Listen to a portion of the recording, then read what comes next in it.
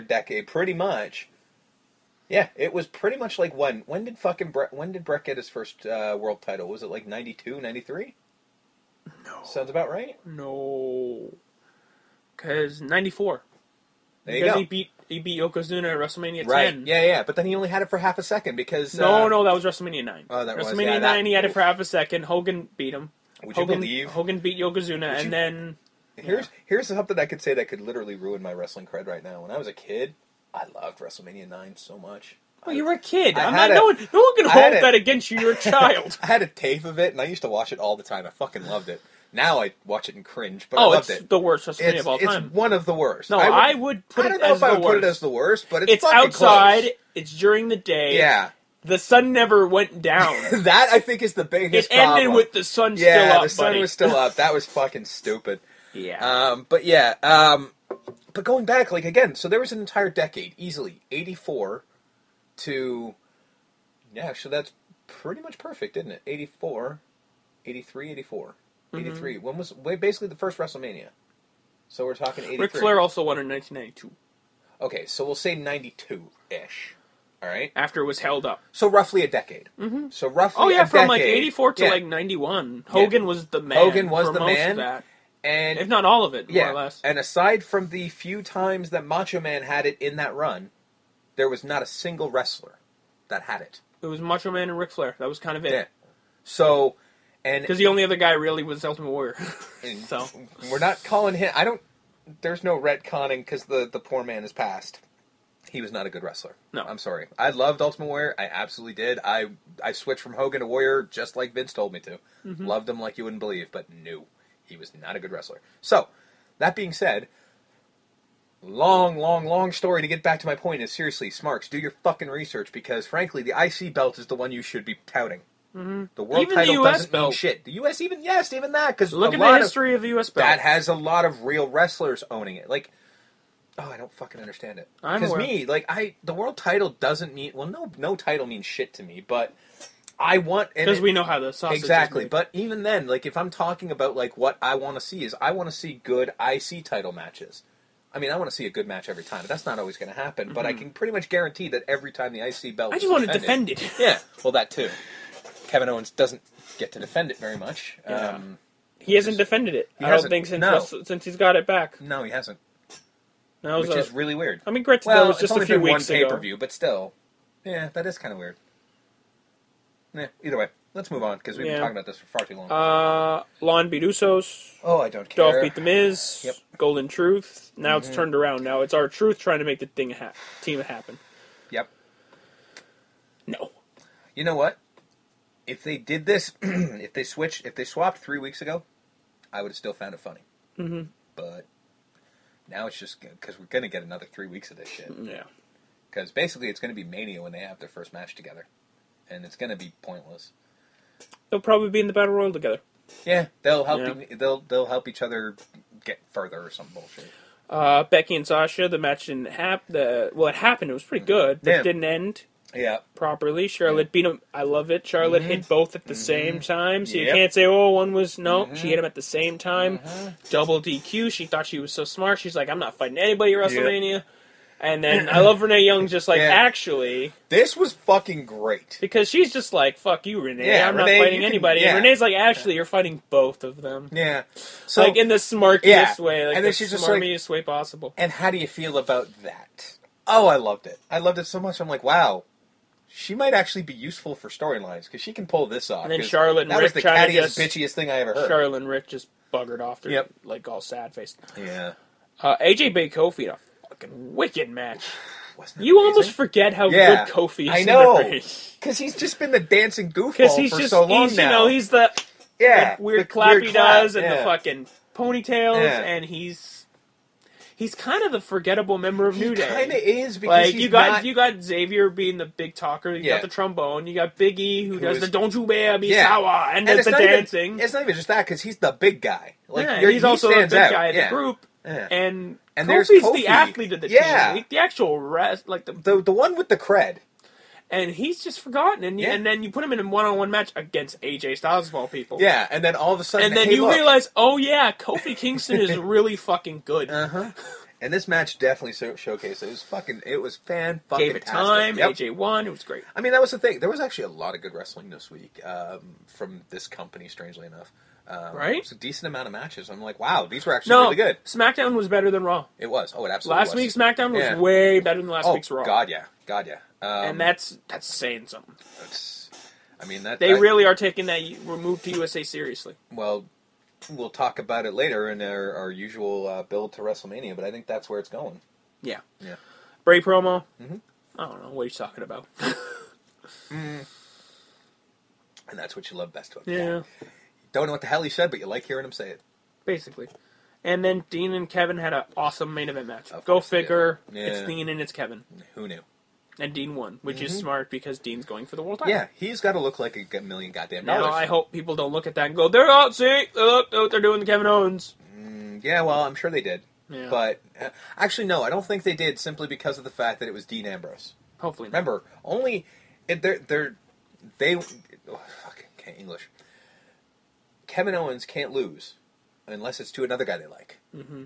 Otherwise, then it's okay. Fair it's kind of like the Royal Rumble when AJ got eliminated.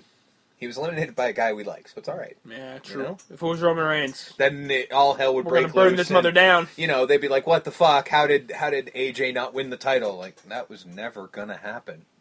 Ever." Monday Night Raw, emanating from Chicago. Chicago, the only place where it's okay to chant CM Punk still.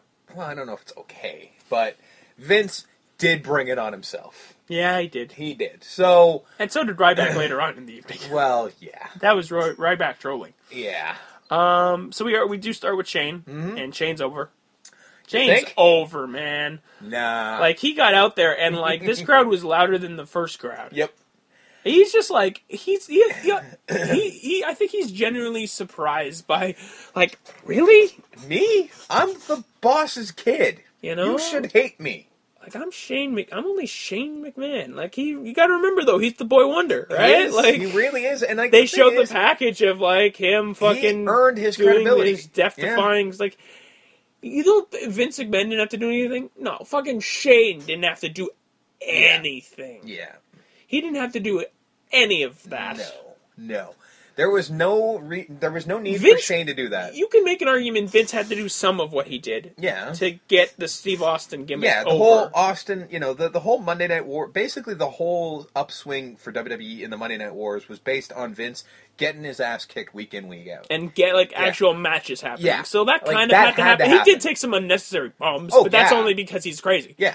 Shane didn't have to do fuck all. Nope. I look at that. The silver spoon was firmly in place, ready for him to put in his mouth. I look at that fucking package, and they show the part where he climbed to the top of the Titantron and jumped off onto a, He did that for Blackman. He did that for Steve Blackman. I will say this. The death-defying Jeff Hardy jumped onto mattresses. Shane McMahon, the boss's kid with the fucking silver spoon firmly implanted, jumped onto a wooden floor. Yeah. What the fuck? There was some crash mats, but not as much as... Not like that. Yeah. Like Jeff Hardy fell into a nice soft thing of mattresses. That's what he fell into. Boxes and mattresses. In that one time he did the swanton off of it. Shane didn't fall into anything that soft. He's done, that match with Kurt Angle. Oof, where he at got King of the Ring. When he got knocked out. And he did get knocked out. Yeah, and then he got fucking thrown through it twice more. Because he's just like, it has to break. It has to break. And then he got thrown through it twice more. I think Kurt Angle's been on record going, I didn't want to throw him again. No. I threw him the first time, it didn't break. I didn't want to do it again. But he's he just said, throw do me. it. Yeah. He said it's got to break. And that was because somebody fucked up. It was supposed to be candy glass. And somebody misheard candy glass and put in plexiglass. He should not have gone through it. Yeah. Oh my god, ow. Yeah. And then you see the final shot they show is him doing the fucking coast to coast, and I'm like, god damn, he's the one who made that popular. Yeah. He did the coast to coast. Yeah. And Jesus. He innovated a move. He did. Shane McMahon. Innovated a move. If anyone else does the coast to coast, you can yell out shades of Shane McMahon and people will applaud that. Yeah. That is fucked up. Yeah.